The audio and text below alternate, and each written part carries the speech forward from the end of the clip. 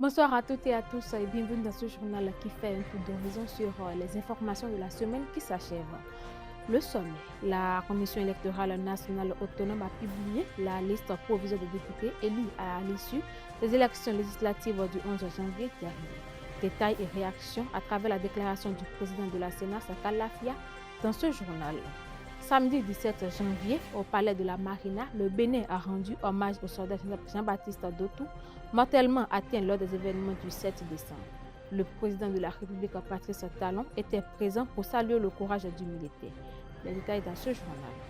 Plus tôt que cela, le 16 janvier, les forces armées béninoises se sont recueillies pour honorer la mémoire des soldats tombés lors de l'opération Crevette, une attaque mercenaire contre la République populaire du Bénin. Sous la direction du général Fouché Gbagidi, elles ont salué leur bravoure et rappelé l'importance de la vigilance face aux menaces. Au revoir, maîtresse. Au revoir, ma chérie. Bonsoir, maîtresse. Bonsoir, tonton. Bonsoir. Faut monter, on va partir.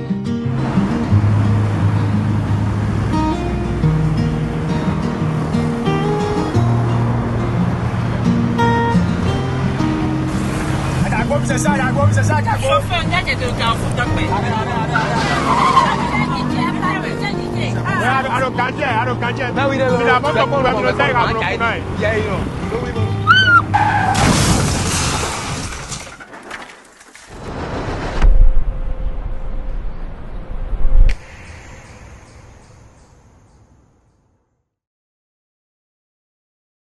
Ensemble disons oui au port de casque, stop à l'excès de vitesse, à la distraction au volant et à l'alcool avant le volant.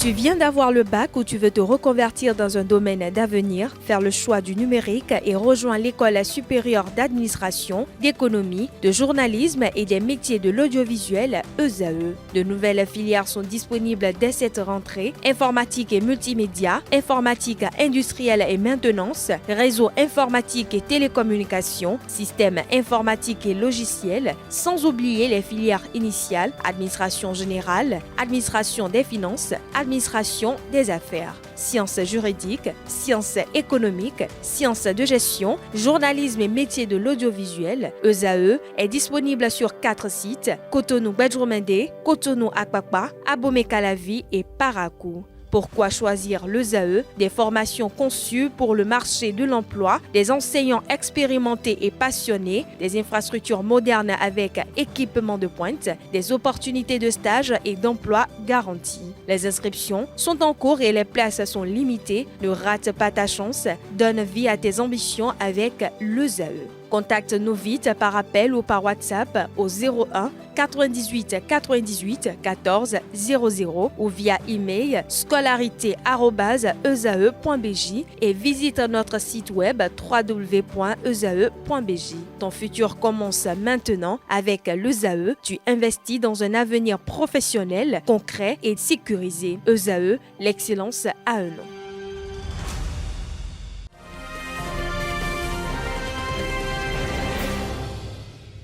Mesdames, Messieurs, à nouveau bonsoir. La Commission électorale nationale autonome au Sénat a rendu publique la liste provisoire des députés élus au terme du scrutin du 11 janvier dernier. Suivez la déclaration de Saka Lafia, président de la Sénat. Il est au micro de Homaïka Djessigogben. Liste provisoire des députés élus. Première circonscription électorale. Commune Kandi, Malanville, Karimama. Nombre de sièges à pouvoir 4. Les sièges ordinaires 3. Et le siège et un siège affecté aux femmes. UP le renouveau. Vous vous rappelez du nombre de sièges. Les candidats intéressés, c'est Amadou Jibril Labiou. Deuxième, Issa Youssouf. Siège réservé aux femmes, Sabi Mohamed Jamilatou. Parti BR, un siège. Dandakoy Inoussa. Deuxième circonscription électorale, Gogounou Banikwara Segbana. 4 sièges dont un réservé aux femmes. UP Le Renouveau. 2 sièges ordinaires. Tamoubio Sarako. Deuxièmement, Morasani Saré Malik. Siège réservé aux femmes. Chabi Goro Baké. BR. 1 siège. Sabiyo Sani Innocent. Troisième circonscription électorale. Bukumbe, Kobri, Materi, Tangueta. 4 sièges, dont 3 sièges ordinaires et 1 siège réservé aux femmes. UP Le Renouveau, 1 seul siège. Nouémou, Domitien. Kounemou. BR, 2 sièges. Kassa, Daoga, Barthélemy. Deuxièmement, Nda Kouagou, Aldo, Calix, Benize. Si je m'étais trompé de nom, comme m'en excuse. Siège réservé aux femmes, c'est pour le BR, c'est Chanati, Fieto, Jeanne. 4e circonscription électorale, Kerou, Kouane, Natitengu, Wassapeoko, Tukuntuna. Nombre de sièges à pouvoir, 5, dont 1 réservé aux femmes. UP Le Renouveau, 2 sièges. Yempabou, Bunja Jacques. 2, Kaki Christophe. BR, 1, premier, Nda Antoine Nda. 2, Gounou Salifou Aboulaye.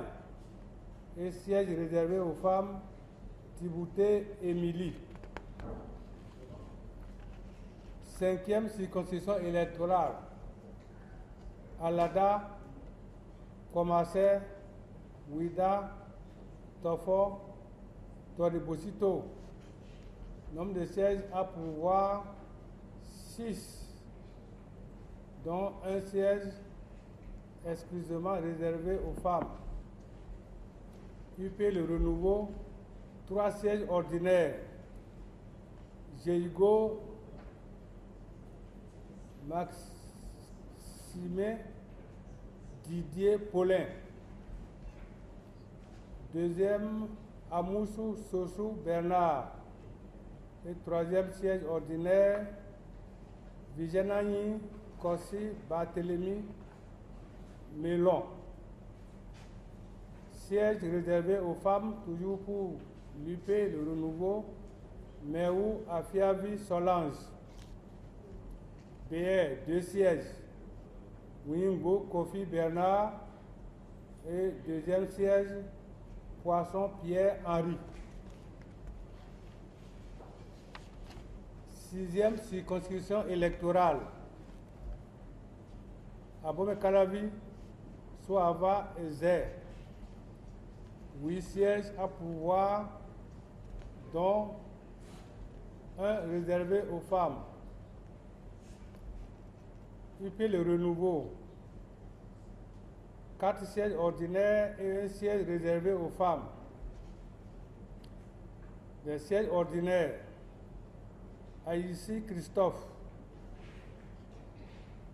2e, Aladatin, Jean-Baptiste Orden Rosaï. 3e, Zanou Viwagnon Jean Méjor. 4e, Noutaï Toweyon Nestor. Siège réservé aux femmes, Prudencio Claudine Afiavi.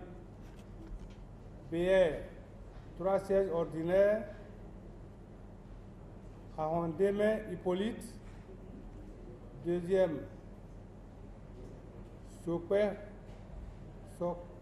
Sopohekpe Nathanaël, qui m'en excuse. Troisièmement, c'est Jensou Mededo Alfred. Septième circonscription électorale, Niki Bembereke Sinande Kalale. Nombre de sièges à pouvoir 5, dont un réservé aux femmes. UP le renouveau, 2 sièges ordinaires. 1 Wuruse Yakubu. 2 Lafia Boubacarry Oumarou. Siège réservé aux femmes. Tony Gimba Nire Fatuma. BR, 2 sièges ordinaires. Takou Ourou Herman. Et deuxième, Adam Mohamed Zakari. 8e circonscription électorale. Perere Parakou Chaourou Ndali. 6 sièges à pouvoir, dont 1 siège pour la femme. UP le renouveau, 2 sièges ordinaires. Sidi Sessi Abdou Raouf. Alassane Nouhou Abdoulaye. BR, 3 sièges ordinaires, dont 1 plus 1 réservé aux femmes. 1 Jimé Chabi Inoussa. 2 Bian Koto Francis. 3 Chabi Goura Yakou Biok. Et siège réservé aux femmes, Zakari Traoré Yakoubou Faridatou. 9e circonscription électorale, Banté Dassa Zoumé Savalou. 4 sièges, dont 1 réservé aux femmes. UP le renouveau, 1 siège. Tameyon Aholonwa Bertin. BR, 2 sièges ordinaires. Ogunde Koshipa Jean-Eudes. 2e Abalo Jean. Le siège réservé aux femmes, Adam Irène. 10e circonscription électorale, Ouessé Grazoué Savet. 4 sièges, dont 1 réservé aux femmes. UP le renouveau, 1 seul siège ordinaire. Agua Asogba Edmond. BR, 2 sièges ordinaires. Degla Assouan Komlan Benoît. Deuxièmement, Akpona Kinde Paulin. Et le siège réservé aux femmes, Yahi Eleonore Chikani. 11e circonscription électorale, Aplaoué Jacotomé Koulekamen. 4 sièges à pouvoir, dont 1 réservé aux femmes. UP le renouveau, 2 sièges ordinaires, Benoît Gérard et Alosson Richard Kokouvi Adjimho. Siège réservé aux femmes, Sewade Gisèle. BR, 1 seul siège, Sossou Kazimir. 12e circonscription électorale, c'est Dogo Lalo Toby Klein. 4 sièges à pourvoir, dont 1 réservé aux femmes. UP le renouveau, 1 seul siège. Adomaou Jérémy. BR, 2 sièges ordinaires. Fagnon Christophe Kojo. Deuxièmement, Sossou Kohonou Eji. Siège réservé aux femmes. Fagnon Gisèle Edwige Sampé. 13e circonscription électorale. 3 sièges, dont 1 réservé aux femmes. UP le renouveau, 0. BR. Premièrement, Biochané Aboulaye. Deuxièmement, Maman Salifou. Siège réservé aux femmes, c'est Assouma Alimatou Sadia. 14e circonscription électorale, Basila Kopargo Wake. 3 sièges, dont un réservé aux femmes. UP Le Renouveau, 1 siège. Olosu Maré Abbas. BR, 1 siège. Seydou Hassan. Siège réservé aux femmes pour le BR. Saliou Ali Janatou. 15e circonscription électorale du 1er au 6e arrondissement de Cotonou. 4 sièges, dont un siège réservé aux femmes. UP Le Renouveau, 2 sièges ordinaires. Sou Zijoho, Alexandre Kazimi. Deuxièmement, Dorego, B. Liansou. Siège réservé aux femmes. Moumenou Denise Maouillon. BR, 1 siège. Badarou Alimatou. 16e circonscription électorale du 7e arrondissement, 13e arrondissement de Cotonou. Nombre de sièges, 5 sièges, dont un réservé aux femmes. UP Le Renouveau, 3 sièges, dont 2 sièges ordinaires. Premièrement, Atroko Luc Setonji. Deuxièmement, Godonou Joël Timothée Senou. Siège réservé aux femmes, Adjovi Chantal. BR, 2 sièges ordinaires. Aïe Dedevi Eugénie Chantal. Et deuxièmement, Naoum Constant. 17e circonscription électorale à Tiémé, Komé, Grand Popo. 3 sièges, dont un réservé aux femmes. UP Le Renouveau à 2. Siège ordinaire, Gaillon, Comlan, Charles. Et le siège réservé aux femmes, Dadeyon, Alice, Mélévi. BR, 1 siège, Anani, Amavi, Joseph. 18e circonscription électorale, Bopa, Nukosa, Ryogbe. 4 sièges à pouvoir, dont un réservé aux femmes.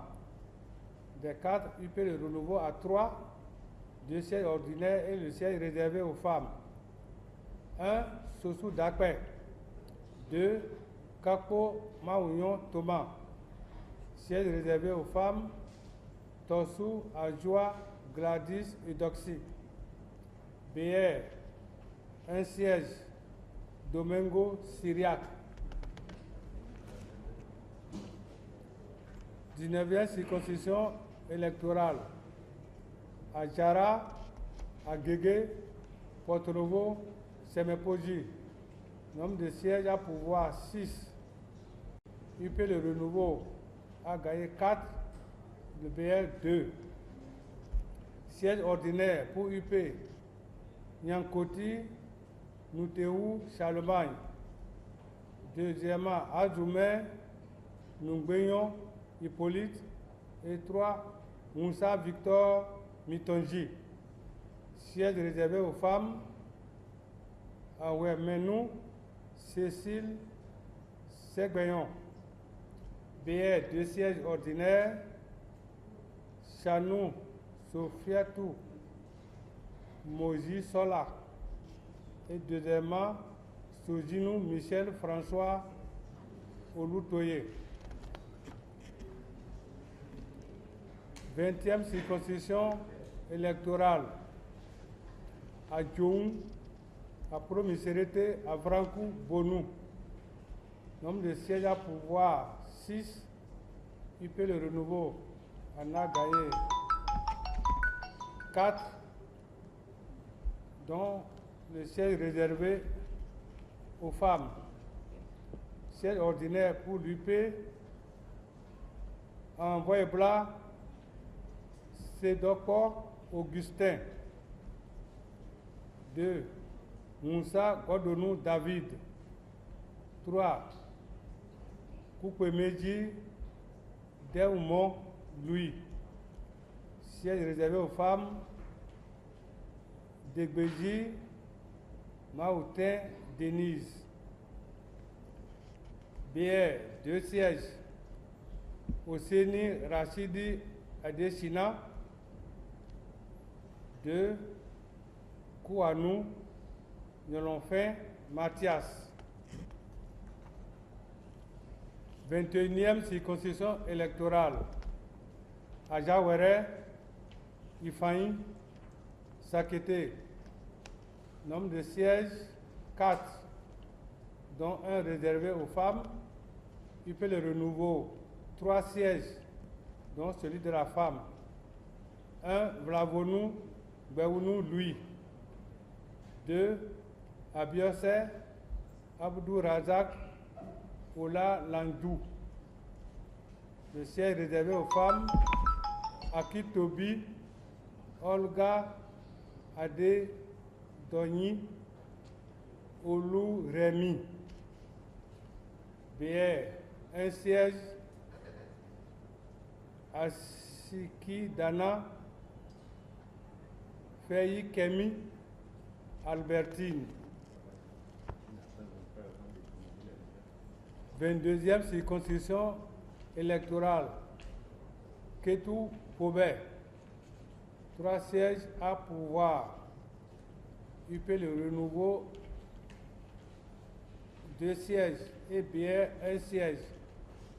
Siège ordinaire Abimbola Babalola Jean-Michel Hervé. Siège réservé aux femmes Akpas Sonou Armel Viviane Wevo. BR 1 siège Kousonda Ajibade Moukarab. 23e circonscription électorale. À Bomé, à Bayinzoum, Boyko Djidja. 5 sièges à pouvoir, dont 1 réservé aux femmes.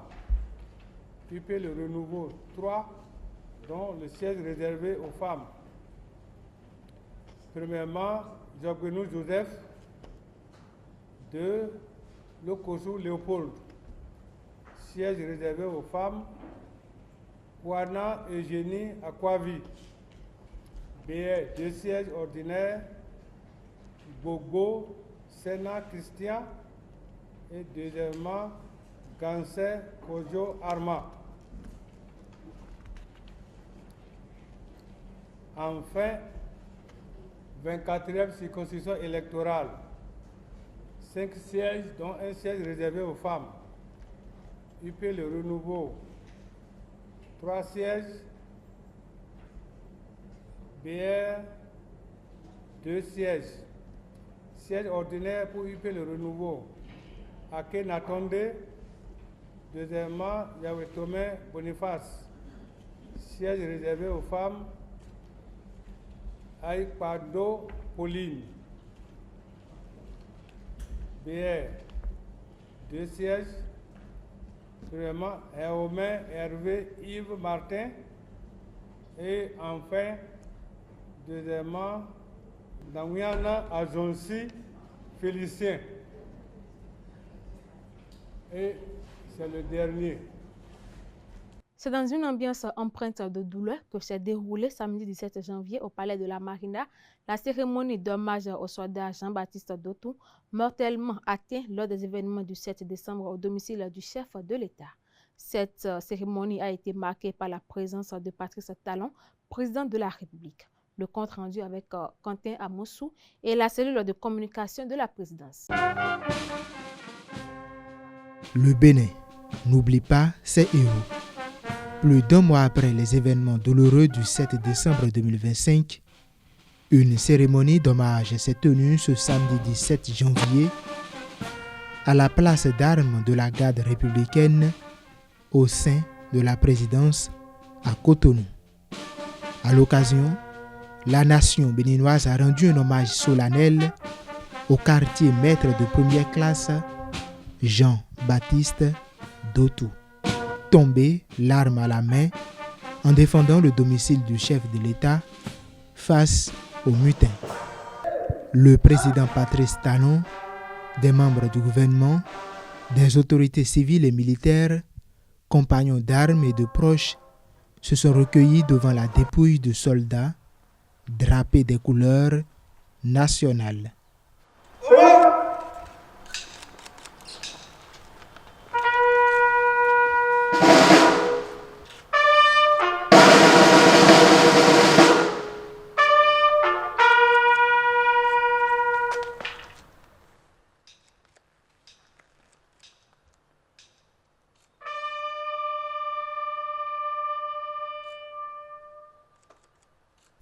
Dans un bref discours, le commandant de la garde républicaine, le général de brigade Dieudonné Thévo Edjerin, a salué un soldat courageux qui a servi la patrie avec dévouement, rigueur et abnégation. Un départ que continue de pleurer sa famille. Comme vous l'avez constaté, l'émotion est trop grande. Et je n'ai pas beaucoup de choses à dire, seulement Jean est parti, mais il est encore là. Je remercie le Seigneur. Il est tombé sous mes yeux et le voir partir et surtout partir définitivement aujourd'hui, c'était difficile pour moi. C'est vrai que nous avons prêté serment de servir la nation jusqu'au sacrifice suprême, mais tomber de cette manière, pas face à l'ennemi, mais face à des collègues et avec des armes achetées par l'État béninois, c'est très décevant. Et en tant que chef militaire, j'ai de l'amertume pour ce qui est arrivé et je suis vraiment énervé face à ce drame qu'on pouvait éviter.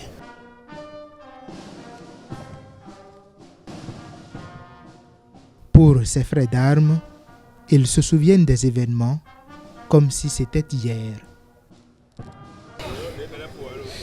Ça fait pitié, mais on a opté pour, on a signé un engagement pour défendre la patrie. C'est vrai, c'est sous nos yeux, c'est tout ce qui s'est passé. Je garde encore en moi des émotions fortes.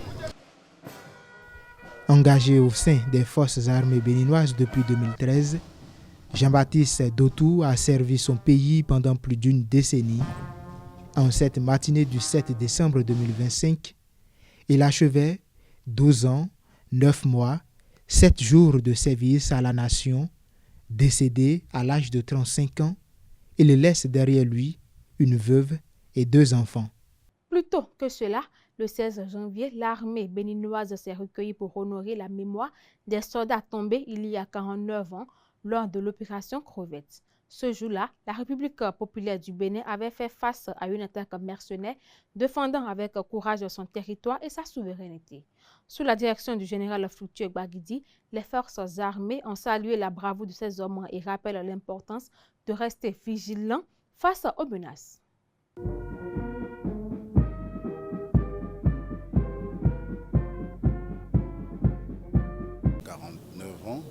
Notre pays a été victime d'une attaque de mercenaires qui a failli emporter le gouvernement d'alors, le gouvernement du président Mathieu Kérékou. Aujourd'hui, 16 janvier 2026, nous avons une pensée pour tous ces martyrs qui sont tombés au nom de la République, au nom du Bénin. Il y a quelques jours, l'histoire a failli se répéter. Le 7 décembre, les frères d'armes ont pris les armes contre la République pour renverser le gouvernement. Une fois encore, le Bénin est resté debout. Cette tentative a échoué. Vous savez, le 16 janvier, nous l'avons retenu pour rendre hommage à nos frères d'armes qui sont tombés au cours des diverses missions dans lesquelles ils sont engagés.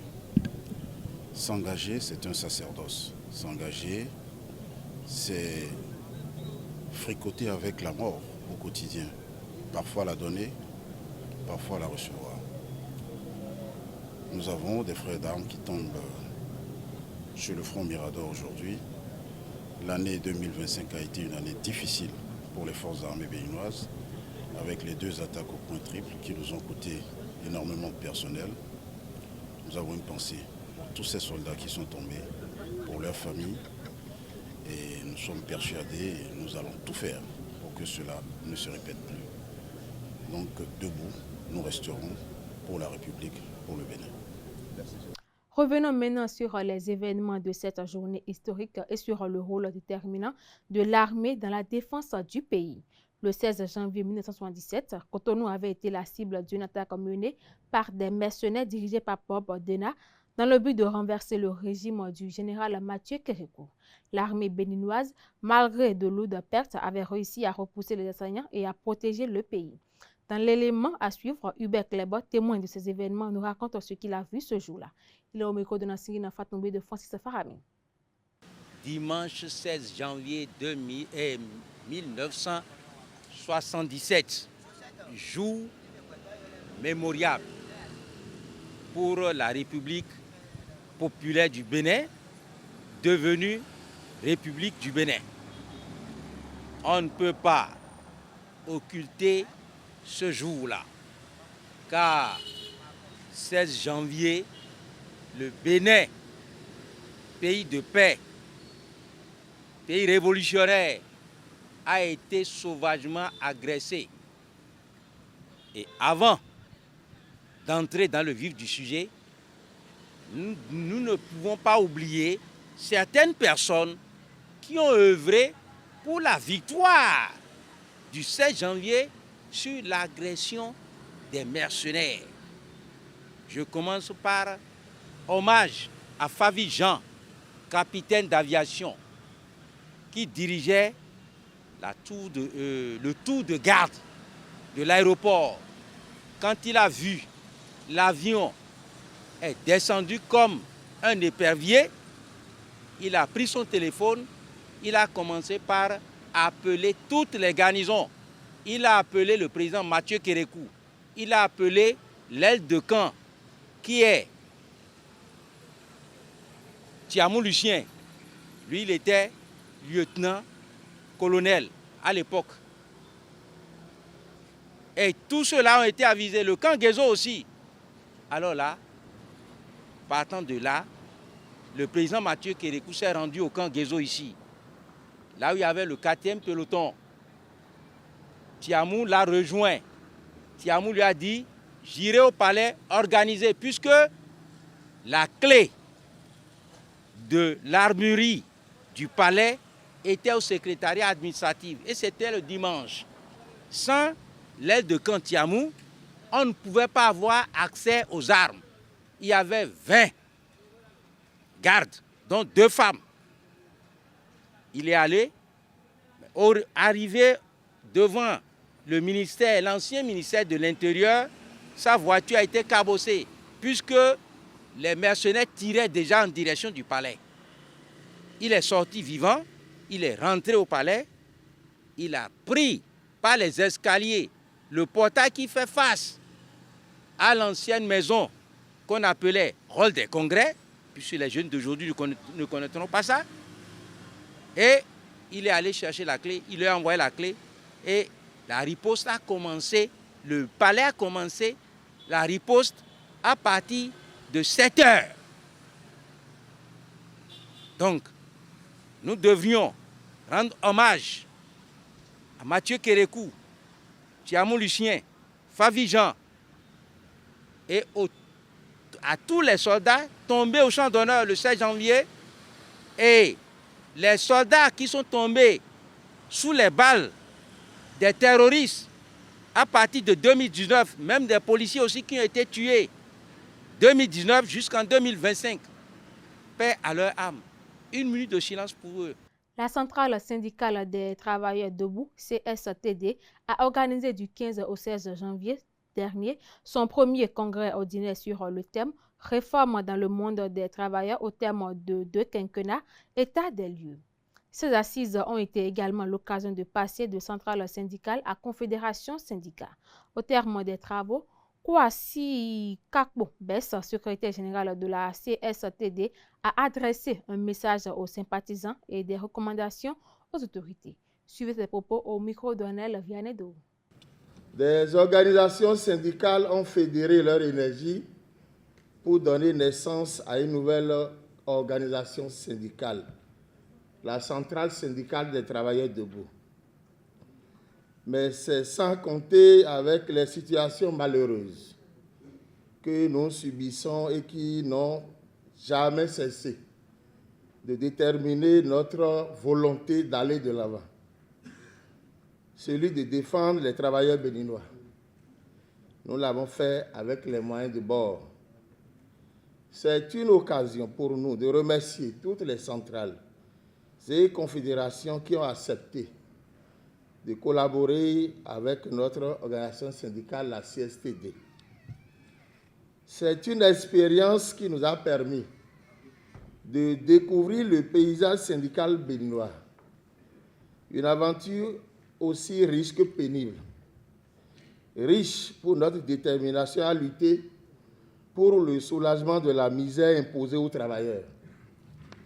Pénible pour avoir géré des contradictions, des incertitudes et des doutes, aussi bien de l'intérieur comme de l'extérieur. La CSTD remercie toutes les centrales et confédérations béninoises ici présentes, parce que nous avons travaillé avec certaines depuis 2016 jusqu'à ce jour. Le combat de la CSTD consiste à remettre le syndicalisme à sa vraie place, en cheminant avec des compagnons de lutte, de courage et de détermination. La CSTD exhorte les députés à l'Assemblée nationale, de la mouvance comme de l'opposition, à comprendre que le plus important est la consolidation de la démocratie, la restauration de l'administration publique, la satisfaction des revendications des travailleurs, la définition d'un système éducatif qui tient compte de nos réalités et le renforcement du panier de la ménagère. Nous passons aujourd'hui d'une centrale à une confédération. La Confédération syndicale des travailleurs debout félicite tous les travailleurs béninois pour leur participation quotidienne à l'effort d'atteindre ce niveau qui représente plus d'engagement. La CSTD exhorte les travailleurs à ne jamais cesser de crier avec force et vigueur pour que chaque jour soit une occasion de lutte, inlassablement avec les moyens légaux, jusqu'à la satisfaction du minimum, car seule la lutte paie. Réunis ce samedi 17 janvier 2026 dans l'une des salles de fête de Godomé, les membres du Lions Club international du district 403 à 4, région 1, zone 11 et 14, ont convergé leurs réflexions autour du thème « La responsabilité sociale d'entreprise comme levier de croissance de nos effectifs ». Au cours de cette deuxième réunion du deuxième trimestre de l'année du mandat 2025-2026, les présidents de clubs ont fait le bilan des activités réalisées dans leurs différents clubs. Le point avec Achille Huenou et Komla Quentin Amousson.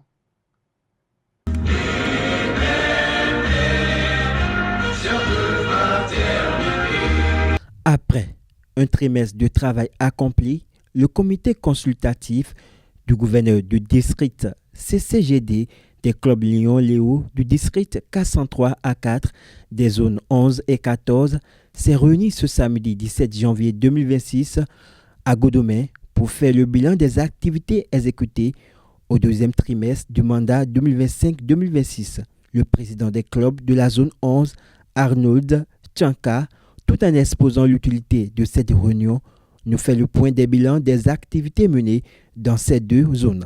La réunion du comité consultatif du gouverneur de district nous permet au niveau des zones de faire le point des activités qui ont été menées au cours d'un trimestre, de projeter donc ce que nous avons à faire pour le trimestre suivant, de tirer leçon des difficultés et donc de faire des projections pour les mois à venir. Nos clubs ont mené des activités dans tous nos domaines classiques. Quand je parle de domaines classiques, nous avons l'habitude d'intervenir donc dans les domaines de la vue, du diabète, du cancer infantile et j'en passe. Donc c'est dans tous ces domaines-là que les clubs, les 11 clubs donc des zones 11 et 14, accompagnés de nos Léo clubs qui sont au nombre donc de 7, nous avons donc pu faire des œuvres donc dans tous ces domaines-là pour impacter davantage.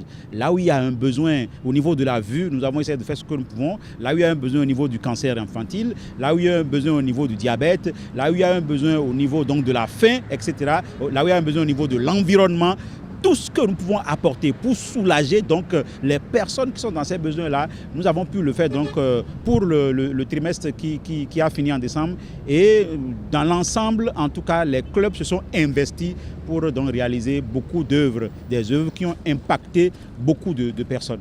Présent à cette rencontre de mesure des performances du deuxième trimestre de la CCGD, le premier vice-gouverneur du district K103 A4, Arsène Soglou, se dit satisfait de la présentation faite par les différents clubs des deux zones. C'est un grand honneur pour moi de participer à ce conseil conjoint des PZ 11 et 14 parce que moi-même, étant du club Cotonou-les-Cocotiers, c'est une réunion de ma zone. Donc j'y ai pris part avec beaucoup de plaisir. J'ai vu que les clubs ont présenté leur situation et les clubs se portent bien. Les clubs des zones 11 et 14 se portent bien.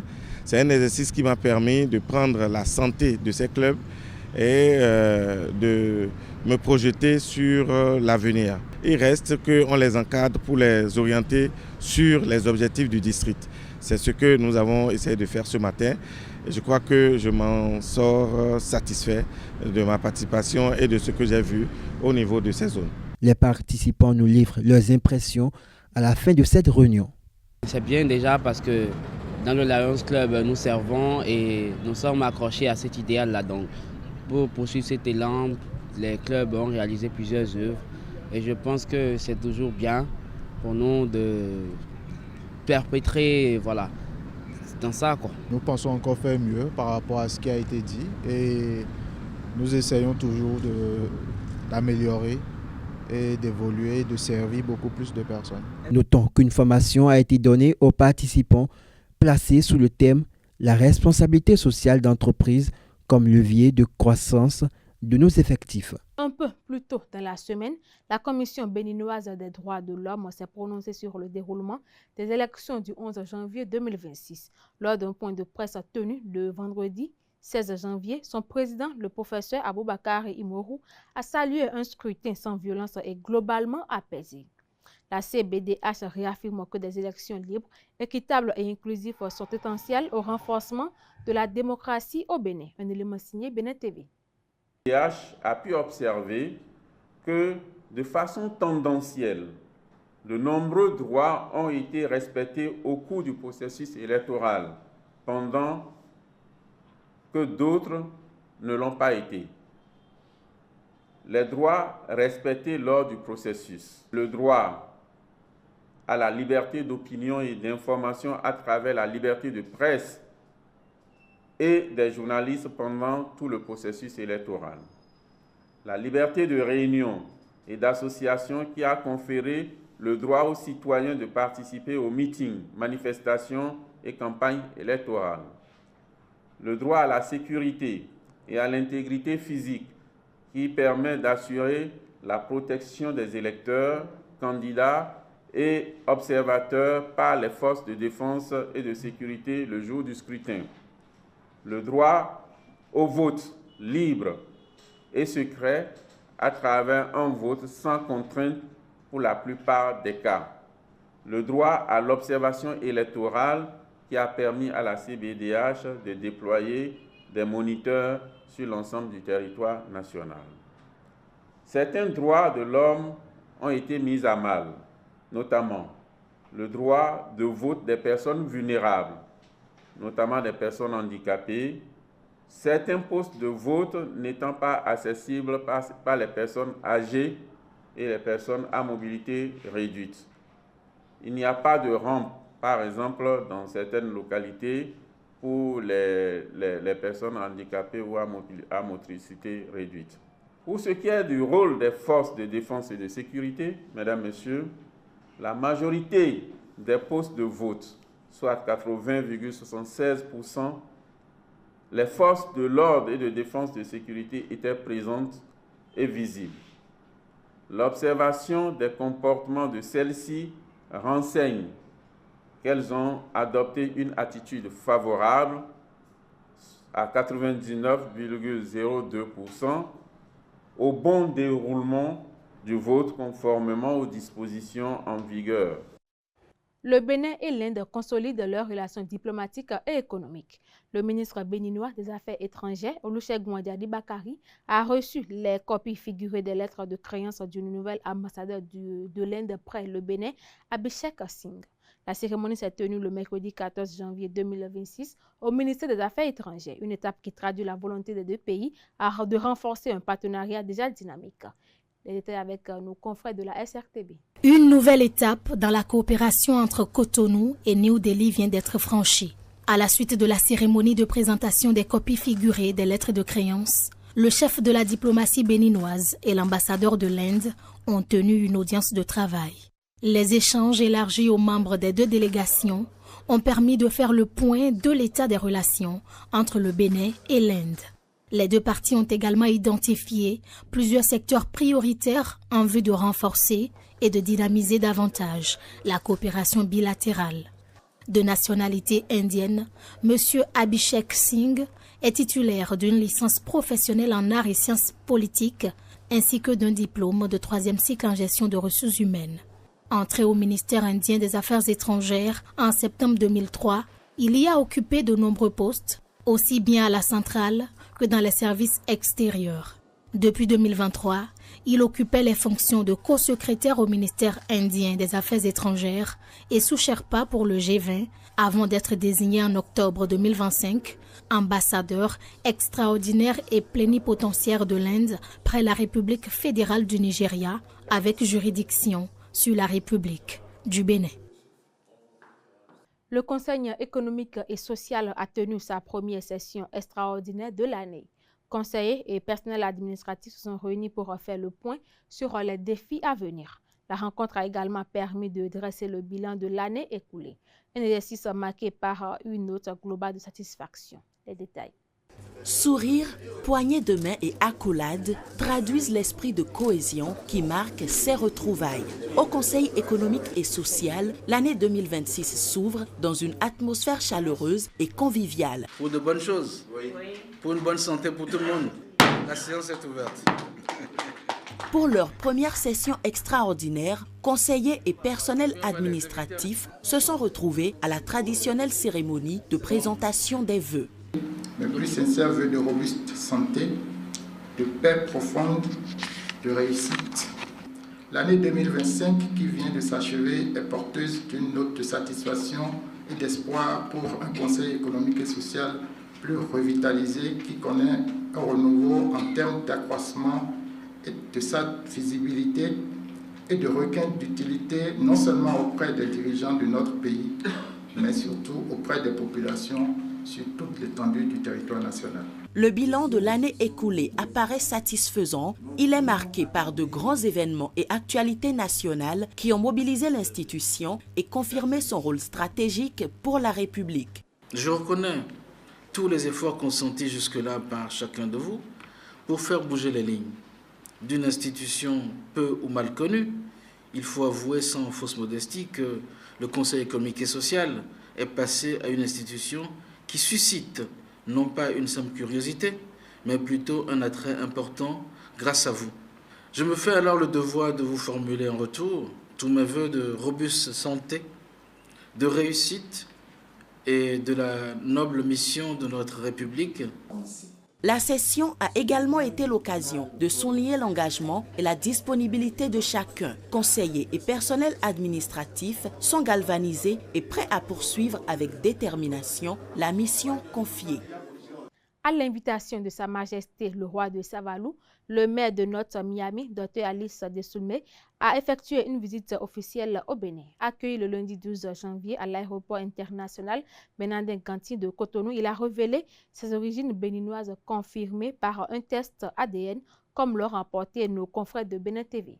I am here on a mission to form a new sister city. Je suis venu ici au Bénin et plus particulièrement à Savalou sur invitation du roi de Savalou qui a été à Miami et qui a décidé de m'inviter.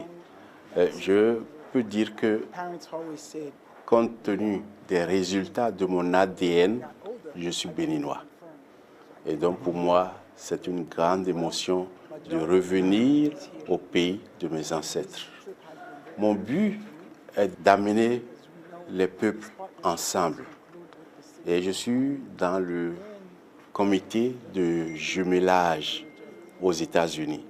Donc je vais travailler, bien sûr, Savalou a la primauté aujourd'hui, mais je vais travailler à ce qu'il y ait plusieurs jumelages entre des villes des États-Unis et des villes du Bénin. Bien sûr, comme je dis, Savalou a la primauté parce que le roi a insisté là-dessus jusqu'à ce que j'arrive aussi ici. It's truly been an honor to be here and it's been a great experience. Dans la cité royale de Savalou, le docteur Desoulmé a bénéficié d'un accueil chaleureux. Reçu par Sa Majesté Dada Bagidi XV, il a participé à plusieurs événements culturels organisés en son honneur.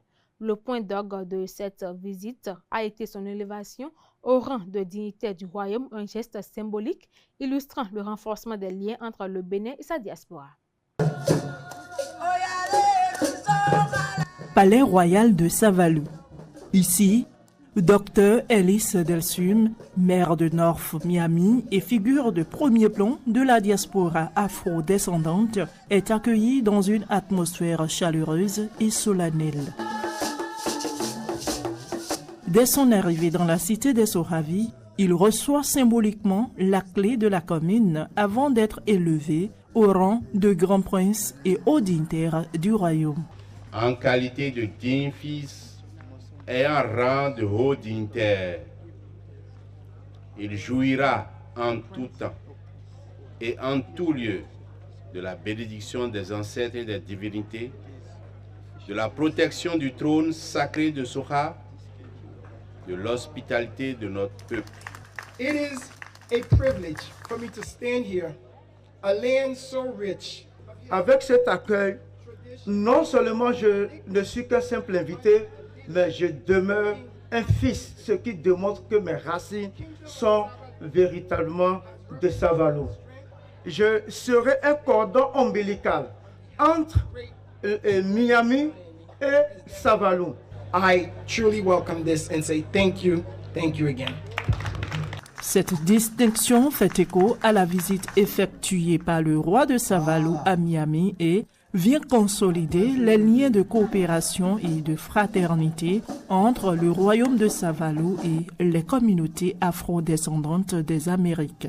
Monsieur le maire de Miami, je voudrais vous dire merci d'être venu au Bénin et à Savalou pour témoigner de la pertinence des échanges culturels et économiques entre nos deux villes et surtout pour formaliser cette coopération qui est en train de naître entre Nord Miami et Savalou. Au terme de cette cérémonie, la délégation a également visité le site du Panthéon de la résistance panafricaine, haut lieu de mémoire et de transmission de l'héritage africain. Culture, art et tradition à présent, la deuxième édition de l'exposition collective NAURL, initiée par Dominique Zimpe et placée sous le haut patronage du ministre du Tourisme, de la Culture et des Arts, se tient dans la forêt classée de Kpaou du 7 au 31 janvier 2026. Intégrée au Vodun Days, elle réunit une trentaine d'artistes contemporains et invite le public à découvrir des œuvres inspirées par les muses de la forêt. Reportage avec nos confrères de la SRTV. Le Bénin fournit beaucoup d'artistes plasticiens qui ont une très forte capacité créative. Et ici, nous estimons aussi que ça rentre aussi dans le cadre touristique. qu'est-ce que le Bénin a de mieux à offrir à notre population. Et pour réussir cette belle harmonie, les artistes contemporains béninois se sont prêtés au jeu, en créant des œuvres en harmonie avec la nature. Donc, la plupart des médiums qui excellent dans l'art plastique sont réunis. Nous sommes au Bénin, nous avons nos croyances diversifiées, mais les muses, c'est universel. Souvent, on demande, mais comment vous êtes inspiré? Et par quoi? Nous, au Bénin, on a compris qu'il y a un certain Dieu qui est Aziza, et les Européens appellent ça muse. Pour une exposition, quand on commence par accéder à 200 œuvres produites par une trentaine d'artistes, ce n'est pas rien. Ça permet d'avoir une lecture de ce moment à nos populations, de ce qu'on sait faire le mieux. Notre intention, c'est de réussir à faire réaliser des œuvres pérennes dans cette même forêt pour que nous permettons à notre population de découvrir ce que nous savons faire de mieux, qui est nos créativités, et surtout pour marquer notre temps. La fête du Vaudou s'est également célébrée à Kandi le 10 janvier dernier. Dans le nord du Bénin, rites et tableaux traditionnels ont rythmé cette célébration. Voici quelques séquences fortes de cet événement culturel avec nos confrères de Bénin TV. Sur la terre des Saka et des Kandisounou, les adeptes des religions endogènes communient avec les divinités. Dans une ferveur spirituelle, rites et symboles sacrés se sont révélés au grand jour pour le plaisir des populations. On se dirait, ah oui, des cultures par-ci, de Toba par là, de tout par là. Mais à Kandi, c'est tout comme si je suis à Ouida. Moi, je suis de Ouida. Moi, c'est Vaudou, c'est ma culture. Et ça me fait plaisir de voir ça au nord, à Kandi. Avant la phase festive, dans l'intimité des couvents, les leaders endogènes ont, à travers les cultes et prières, rappelé la nécessité de préserver une nation paisible. Ici, c'est la communauté Tron, Puerto de Ka, Lafia, de Kandi. La divinité Tron est une divinité protectrice pour 2026. Que la divinité Tron, Manu Koundé, nous protège. C'est un grand jour pour nous. Les Gungun, en fait, c'est nos parents disparus, mais qui sont réapparus. En esprit, bien sûr. C'est ça le sens des Gungun. Et on est né dedans. C'est ce que nos parents nous ont laissé. Et on est obligé de continuer avec. Les initiateurs des Vaudou Days à Kandi annoncent la poursuite de cette tradition pour la valorisation du patrimoine culturel endogène. Le vaudou, au-delà de la religion, s'exprime aussi à travers les accoutrements et les accessoires. La deuxième édition du Vaudou Fashion Show, organisée le 9 janvier par Couleur Indigo, en marge des Vaudou Days, en a fait la démonstration.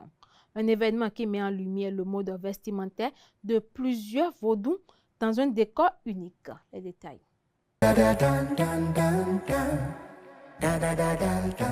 Au cœur des Vaudou Days, loin de l'effervescence de la scène centrale, un autre langage s'exprime.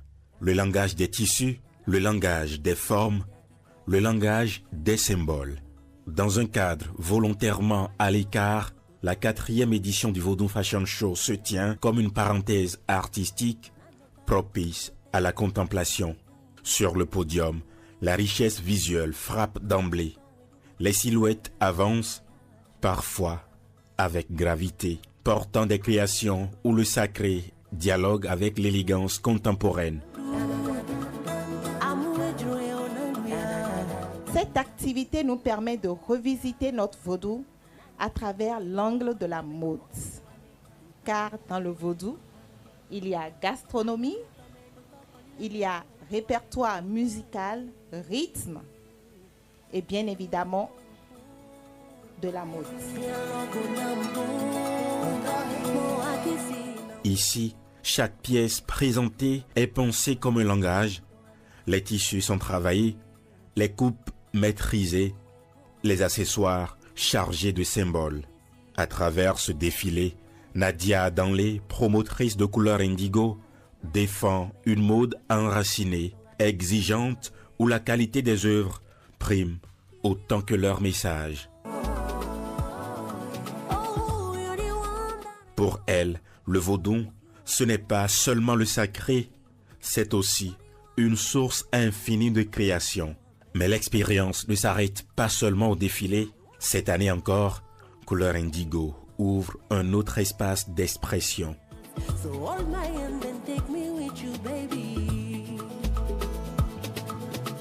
Avec le vernissage Nature Indigo, souffle et spiritualité, le public est invité à prolonger l'immersion. Les œuvres exposées dialoguent avec la nature et l'invisible. Texture, pigments, forme organique, chaque création interroge le lien entre l'humain, son environnement et le sacré. Avec le Vaudou Fashion Show, Couleur Indigo rappelle que le vaudou inspire aussi la création contemporaine, faisant de la mode un espace de transmission, de mémoire et de spiritualité.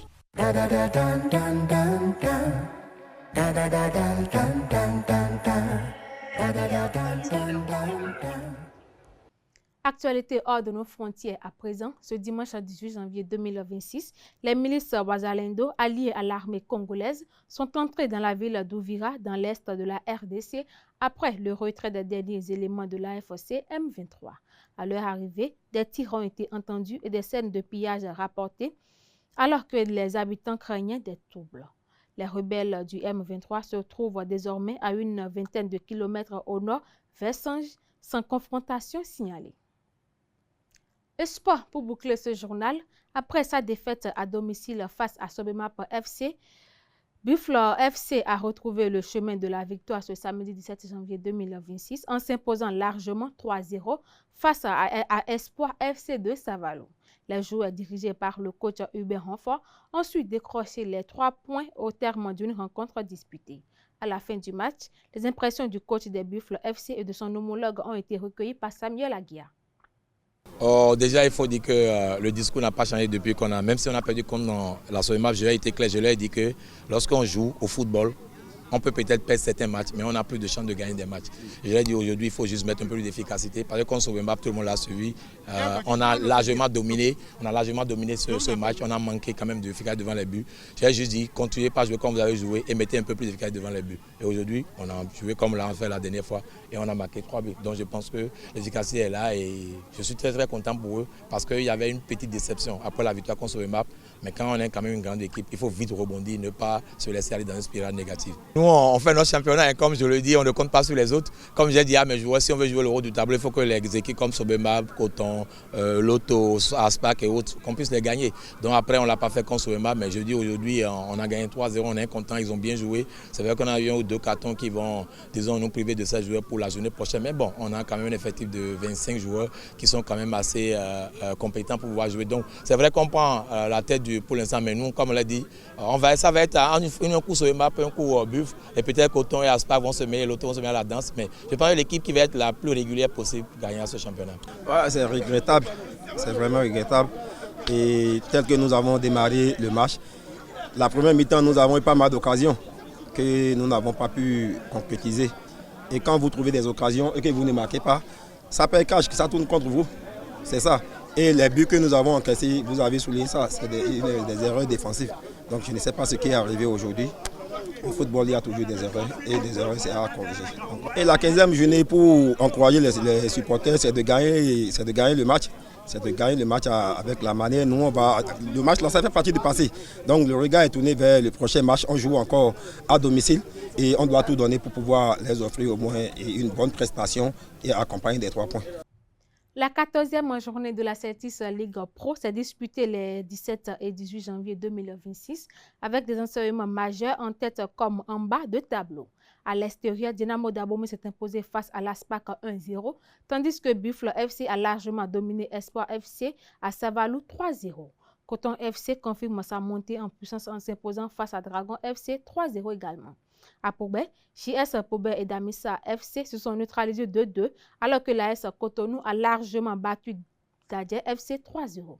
Ce dimanche, Asvo s'est imposé contre l'USS Krake 2-0. AS Sobema a dominé Loto FC 1-0. Banik Ganser a battu Ayema FC sur le même score, tandis que Audio FC et l'US Cavalier se sont quittés sur un nul 0-0. Au classement, après 14e journée, AS Sobema conserve la tête avec 31 points devant Buffle FC 30 points et Coton FC 27 points. En bas du tableau, USS Krake et Dadia FC occupent les 2 dernières places avec 10 points chacun. Mesdames, Messieurs, c'est tout pour ce journal. Merci de nous avoir suivis et à très bientôt.